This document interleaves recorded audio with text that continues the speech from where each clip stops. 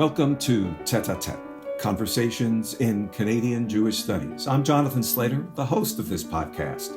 Tête-à-Tête is a production of the Association for Canadian Jewish Studies.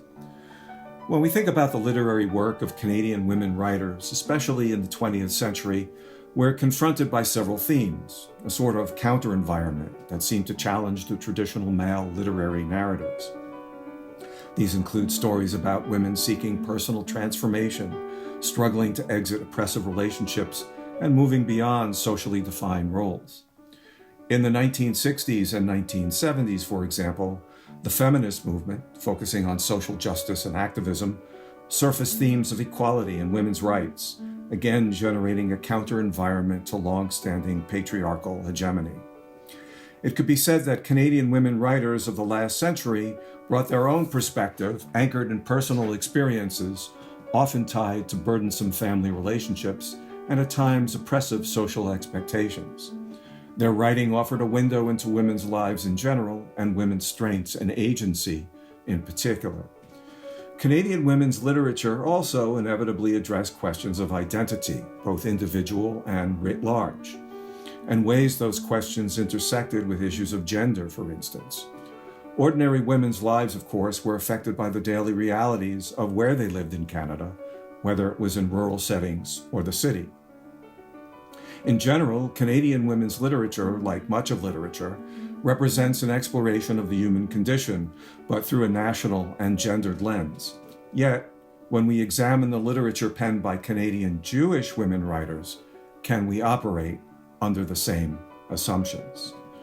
Which brings us to our guest today. I'm speaking with Professor Ruth Panofsky, author of The Making of Helen Weinzweig's My Mother's Luck, a contribution that appears in the spring 2025 volume of Canadian Jewish Studies, Études, juives, canadiennes.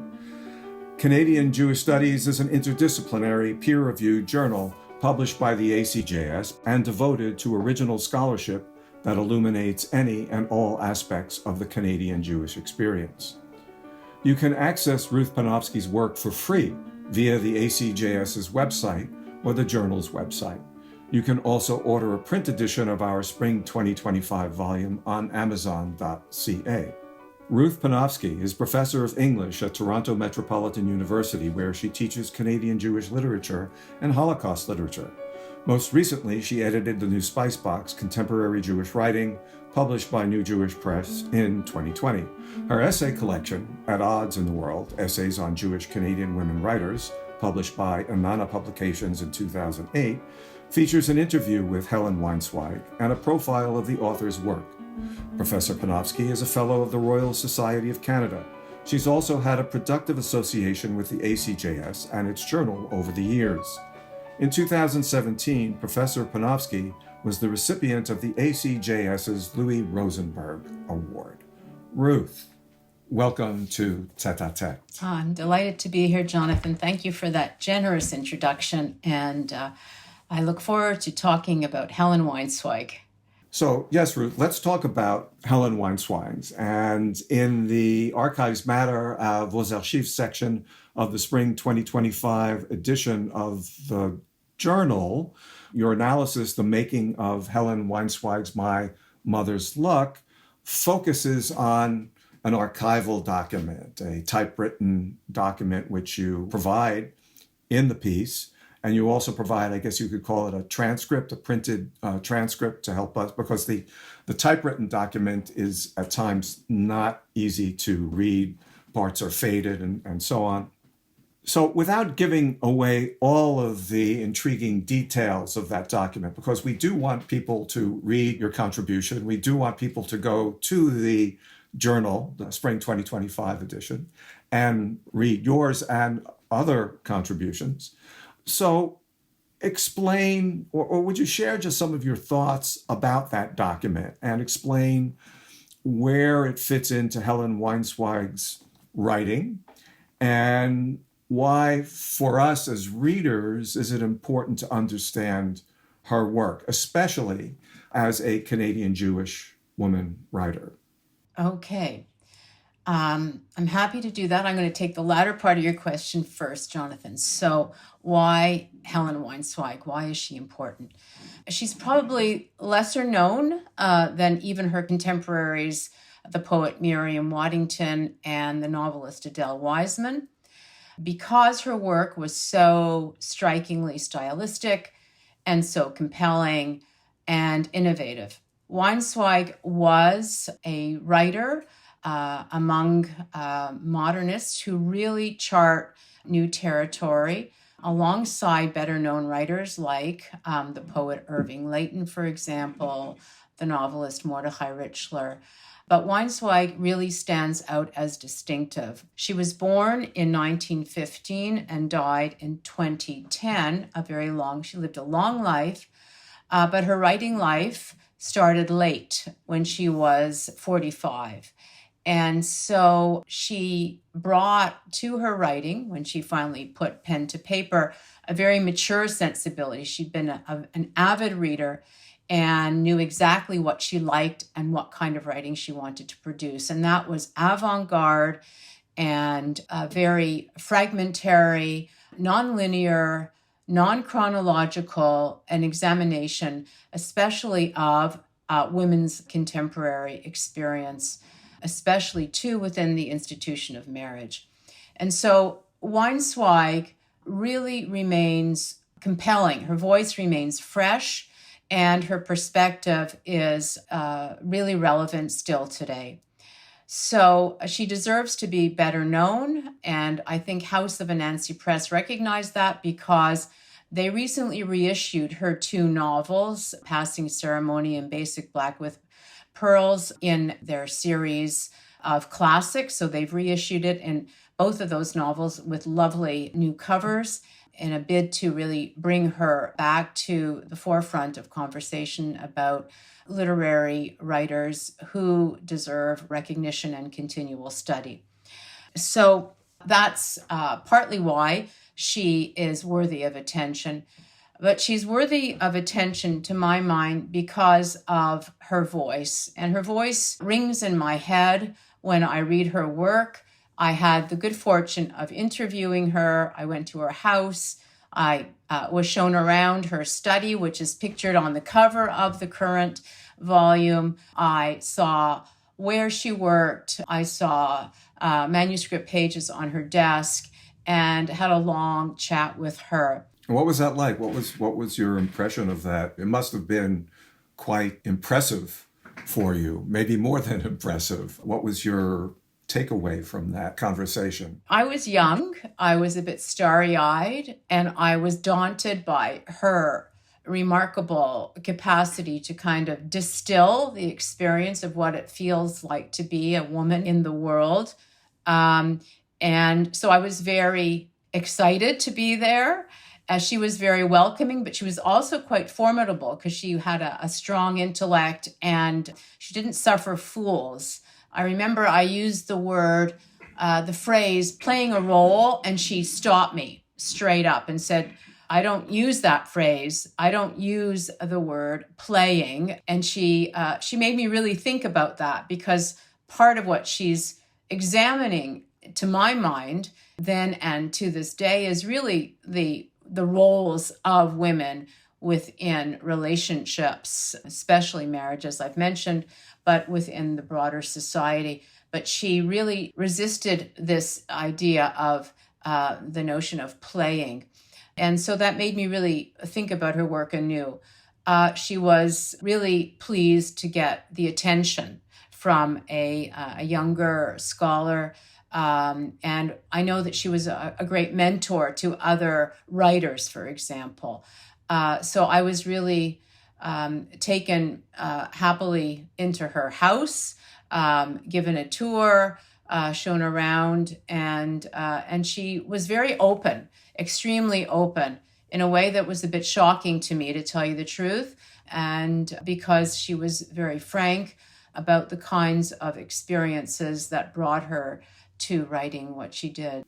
Yeah, so on that note, because that brings me to another question, what were some of the events and factors in Weinzweig's life that led her to take up writing? Was it a sort of a natural vocation for her, or did it arise out of certain circumstances?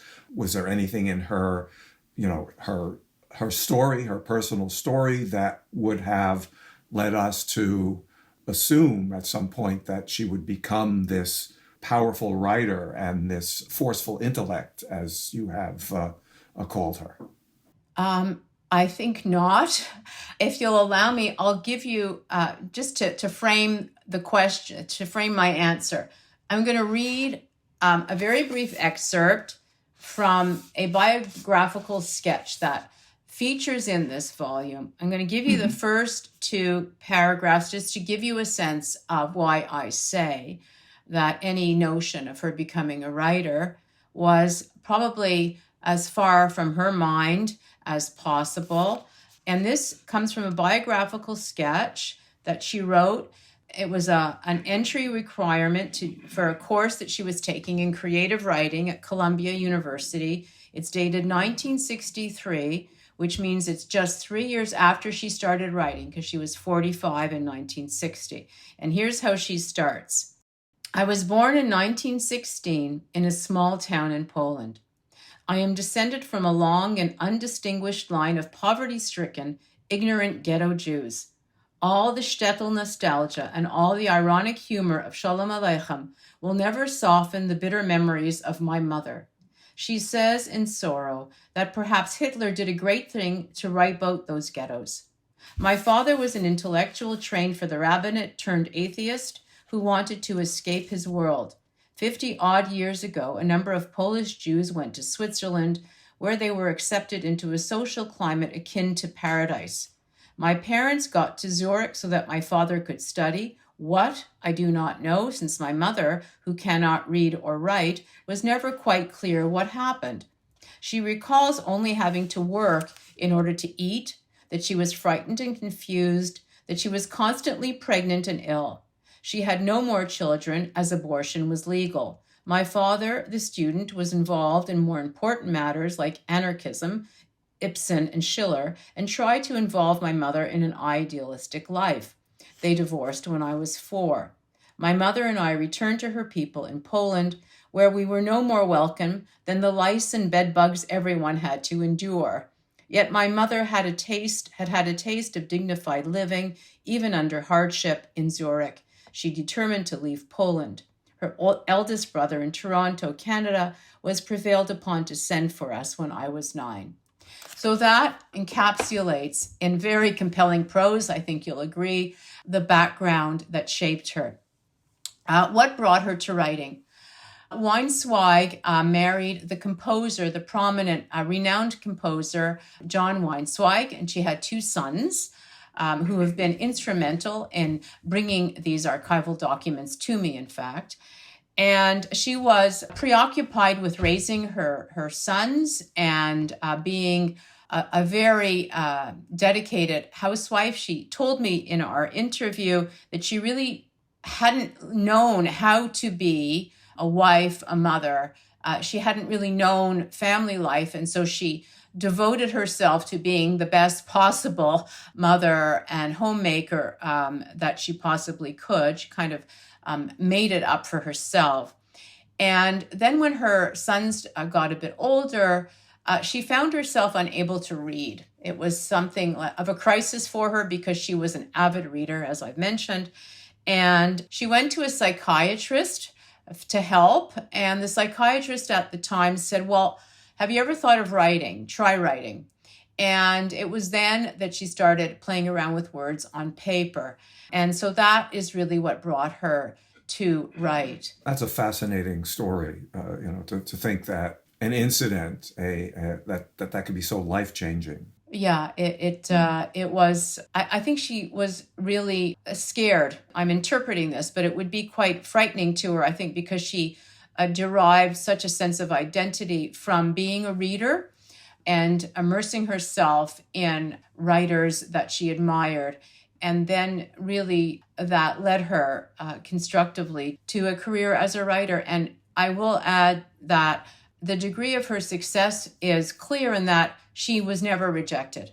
she told me that she had never had a rejection. And that's because I think in her head she had been a writer as she had been a reader. At the age of 18, she developed tuberculosis and spent a couple of years in a sanatorium in Gravenhurst, Ontario, and loved the opportunity of just basically having the time to devote herself to reading. And I think that really fed her imagination. That's fascinating. We're going to take a quick break here, and we'll be right back.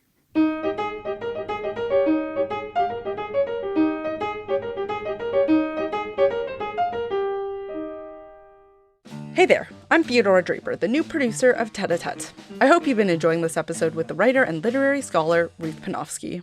I've got a little bit of a teaser for you listeners about what we have planned for the coming months. We're looking forward to welcoming the UBC historian Richard Menkes to discuss his new primary source reader, In a Land of Hope, Documents on the Canadian Jewish Experience, which he co-compiled with Pierre Ranctil. We'll have a separate conversation with Pierre, the leading historian of Quebec Jewry, about the Canadian fascist politician Adrien Arcand. Pierre has contributed to a forum on Arcand and his anti-Semitism, which will appear in the fall 2025 volume of Canadian Jewish Studies. We're thrilled to also have Robert Brim, the 2025 recipient of the Association for Canadian Jewish Studies Louis Rosenberg Distinguished Service Award, here on the show to discuss the cutting-edge sociological work he's been publishing over the past few years in the pages of our journal. We are also excited to have on the show the folklorist and Yiddish studies scholar Vardit Lightstone to discuss a special section she co-edited for the journal commemorating the 20th anniversary of the Israeli Foundation's pioneering Holocaust survivor memoirs program. We're looking forward to bringing you more dynamic, informative, and thought-provoking scholarly discussions. So be sure to subscribe to Tête-à-Tête wherever you get your podcasts so that you never miss a second of these riveting discussions.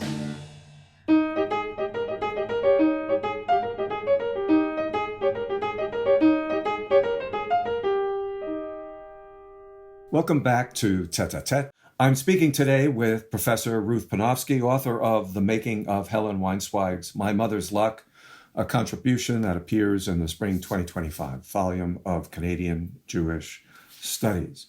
So, Ruth, you had mentioned earlier in our conversation that Weinzweig was among a generation of women writers in Canada, specifically Jewish women writers, who were, of course, less well-known than the men working in Canadian Jewish literature at the time. And you mentioned a couple of names, Irving Layton and Mordecai Richler. Nevertheless, the women's output was no less significant, creatively speaking. We don't have to get into a war of prolific output here, but creatively speaking, I would say. Is that an accurate assessment? I think so, Jonathan, absolutely. Miriam Waddington, for example, the poet, published alongside Layton and Louis Dudek, for example, in the small Montreal magazines, First Statement and Preview, and she was very involved in the coterie of poets who helped bring modernist poetry to Canada. And then there was the novelist Adele Wiseman, whose first novel, The Sacrifice, was an international bestseller, published in 1956. And then there was Friedel Bruser Maynard. And notably, all of these three women that I've just mentioned were writers from the West. Waddington and Wiseman, both from Winnipeg. Friedel Bruser Maynard, who wrote two memoirs. The best known was Raisins and Almonds, originally from Saskatchewan.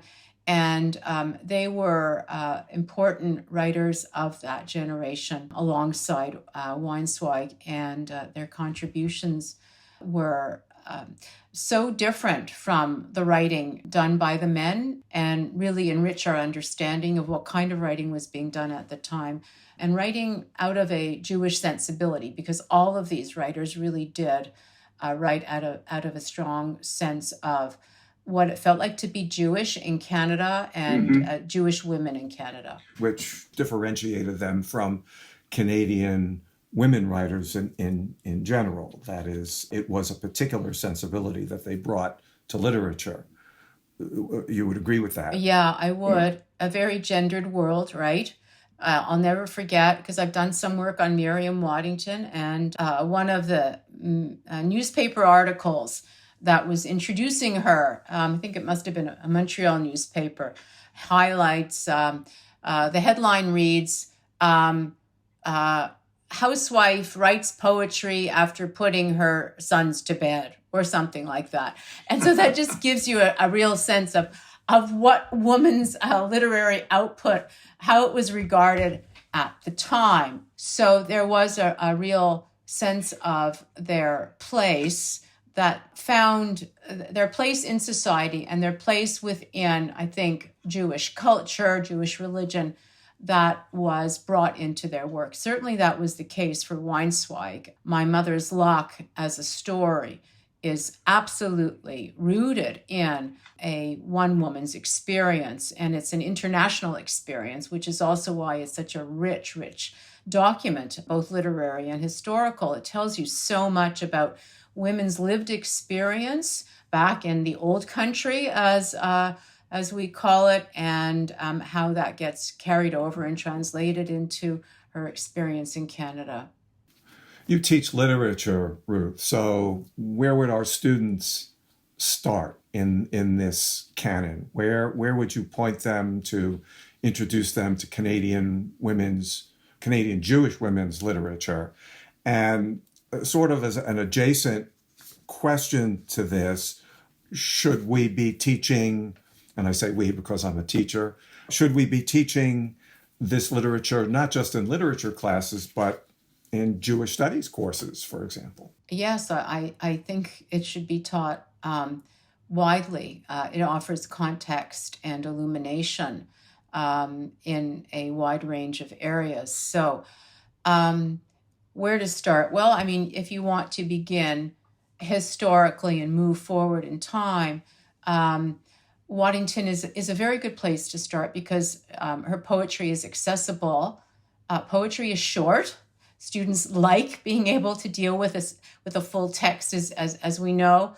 And I have very often found it fruitful to begin discussions of Jewish women's experience in Canada with poems by Waddington. But then students respond remarkably well to Adele Wiseman's novels, both The Sacrifice and her second novel, Crackpot. Crackpot endures in a way that nothing else does. It was published in 1974, but it's a novel, very long, but students somehow find their way through it because it's about a Jewish sex worker who services the boys and men of her North End Winnipeg community, and about her relationship, her surprising relationship with the son that she gives up at birth. And then he finds his way back into her life in ways that I will not give away. So that too is a very compelling story that tells you so much about the times, a particular Western city that isn't really named but is clearly identifiable. And then you can move out from there into Weinzweig. Weinzweig is a challenge because, especially for undergraduates, she's stylistically unfamiliar, I would say, even today, because she's so avant-garde, and she challenges her readers, and she doesn't give them an easy way through the narrative that she's building. She asks them to really to interpret and make connections. So she works very well in graduate courses, I find. So, Ruth, you're talking about the accessibility, especially among undergraduate students, accessibility of Weinzweig's unique style, especially, and you made reference to this earlier when you were talking about Weinzweig's unique style among Canadian Jewish writers, and in particular Canadian women Jewish writers. Could you provide us with, you talked about her avant-garde style. Can you provide us with perhaps further insights and perspectives into that style that would give us a perhaps better understanding of her work in general? Sure. So Weinzweig loved in surrealism as a mode. And her first novel, called Passing Ceremony, is all about a wedding. And it gathers together all these characters, strange group of characters, at this wedding. And they're all speaking and they're not identified. So readers have to figure out who's saying what. And it is a very disjointed presentation, which makes for a sense of kind of dissociation. And that is what Weinzweig wants us to feel as readers. She wants us to feel removed, detached, defamiliarized, uncomfortable. And she does that through this sense of fragmentation, not signposting things for the reader. She uses a spare prose style. She doesn't use a lot of description, juxtaposition, fragmentation, so that we are required to do a lot of work in terms of piecing the narrative together. I don't want to put people off by that description because it's immersive at the same time as it is challenging. So we are brought in by the challenge that she sets up. In her second novel, called Basic Black with Pearls, it's all about a character in a marriage named Shirley Kazenbowski, and but Shirley morphs into different characters in that novel, and we are asked to somehow piece together the various dimensions of this one figure. At certain points, she meets her double, and this is all framed within the context of her marriage to one person, and an affair that she is having outside of that marriage. So again, the reader is asked to piece together these kind of spare scenes. She uses a lot of scenes juxtaposed to one another. She asks us to piece them together. And then, of course, she doesn't come to any kind of nice, tidy closure. The opposite, in fact. She doesn't really know what to do at the end of her novels, and that's deliberate. In the interview I had with her, she said that at the end of Basic Black with Pearls, she really couldn't think of anything else other than to just leave the character where she was at the end. And similarly, in Passing Ceremony, she's at a loss. She said that, the narrative that she understood was that women were framed within marriage, and that seemed to be the only container for them. And when she took them out of that container, she didn't know where to put them. Interesting.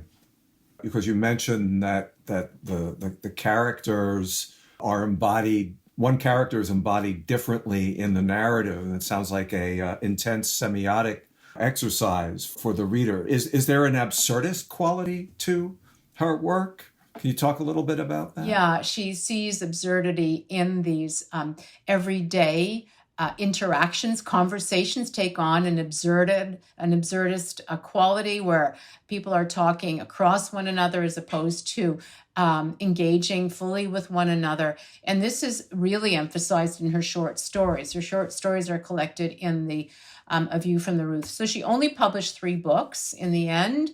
The 2 novels and a volume of stories. Her stories are especially emblematic of the style, very disjointed and fragmented, always quite surreal in terms of the circumstances that her female protagonists find themselves in. I will say, though, that My Mother's Luck is an exception, because My Mother's Luck, which reads as a monologue, is full. It's absolutely full. Lily, who is the narrator and who is the voice that delivers this story, is loquacious, and she just keeps going. And it's written to this kind of silent daughter who serves as necessary backdrop, but doesn't really get to say anything. And so you get a real sense of how the mother, and of course it's based on Weinzweig's real mother. Her mother was this kind of, she didn't stop talking, and the fullness of the speech is imported into this story, which stands in sharp contrast to when Weinzweig is writing otherwise. Ruth, I wanted to return to what I said at the beginning, come full circle to this aspect of your contribution to the spring 2025 volume of Canadian Jewish Studies, the fact that this is about an archival document. And you and I both have experienced working with archival materials and dealing with archives, and that can sometimes be a fraught experience, sometimes challenging. Can you talk about your relationship to this document, your experience in accessing it in particular? Now, this was a document that you retrieved from the Fisher, right? From the Thomas Fisher Rare Book Library at the University of Toronto. Is that correct? Well, it's held in the Fisher. Okay. Where all of Weinzweig's papers are held. So I encourage anybody to visit the Fisher and to look at what's in Weinzweig's extensive archive, fabulous correspondence, manuscripts, a whole range of material. But it was brought to my attention. I mean, I've worked with her materials, but this particular archival document, the memoir, My Zurich Years, was brought to me by her son, Paul Weinzweig. He wrote to me, and I've been in touch with both of her sons, who are wonderful advocates for their mother's work. Whenever they can, they promote her work, which is, I would say, less often the case than usual when children are made literary executors for their parents. Sometimes that relationship can be quite fraught, and children are not necessarily as invested in making sure their parents' reputation persists, but that is the case for Weinzweig. So Paul wrote to me. Sorry, go ahead. No, go continue. I was just going to say, it seems that perhaps they were more than advocates, that they were actually allies in your efforts and your research. Yeah, they know of my work on her, and they're grateful that for my interest. And every time they can, they send good tidbits my way. So Paul wrote to me and said, Ruth, here's this thing. I mean, it seems a shame that it's not published. Would you be able to find a place for it? And of course I read it, and it blew my mind because it pairs so wonderfully with the story. It serves really as kind of prequel or prelude to the story, as I argue in my piece. And it's written in Weinzweig's inimitable voice, which just jumps off the page. And so immediately I wrote to David Koffman, the editor, who is also my ally, and his interest helped me bring it to publication. But then at the same time, Paul unearthed this other little piece, a shorter piece that also is featured there. And that's this part, I read a short part of the biographical piece that serves as well. And that it works in tandem with the larger memoir to give you a real sense of the archival backstory that led into the writing of the short story, My Mother's Luck. So the archives then provides kind of these trace materials of how it came to be, and it was just so exciting to be sent those two documents by Paul. I was so grateful that he brought them to my attention. Well, it sounds like it was a productive and constructive experience for you, and also was a way of bringing Weinzweig's work to light, having not only this access to the documents, but also having this assistance from the family. Yeah, the family has been great. And that isn't, I've had a lot of experience working in archives. It's my great joy. I just adore working in literary archives. Actually, I probably couldn't do any of my work if not for the existence of archives. And sometimes that proves to be very fruitful. I've worked in Waddington's archives, and her sons have given me willing access. They're harder to get to than Weinzweig's sons, but they've also been really supportive of the work I've done there. I've worked on archival materials in Adele Wiseman's case, those papers are housed at York University. Waddington's are housed at Library and Archives Canada. My experience with Wiseman was much more complicated. The literary executor, who's her daughter, is very difficult to access, and it is a formidable challenge there. So I'm always hopeful that when writers appoint their children as their executors, that there is good feeling there, because one never knows, right? Well, this has been good. Thank you again, Ruth. I really appreciated your time with me here on the podcast. I'm Jonathan Slater, your host of Tête-à-Tête. Thanks for listening to the show. And special thanks to our guest, Ruth Panofsky. This episode was produced and edited by Theadora Draper in Toronto. Our music is provided by J.K. Bradley. Our executive producers are Joshua Tapper and David Koffman. Tête-à-Tête is a podcast of the Association for Canadian Jewish Studies.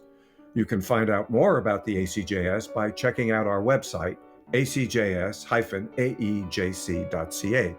We're grateful to our supporters, the Tobin family, the Israel and Golda Kashitsky Center for Jewish Studies, the Social Science and Humanities Research Council's Aid to Scholarly Journals program, and the J. Richard Schiff Chair for the Study of Canadian Jewry.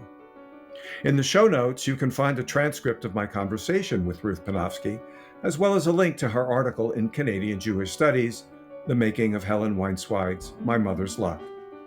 We'd love it if you could share, like, and rate our podcast. You're also invited to add your email to the ACJS's newsletter or support the ACJS's amazing work by following links in the show notes. If you have comments or thoughts about this podcast episode or any other of our episodes, feel free to email us at acjs@yorku.ca. That's acjs@yorku.ca. Come back and join us for another conversation.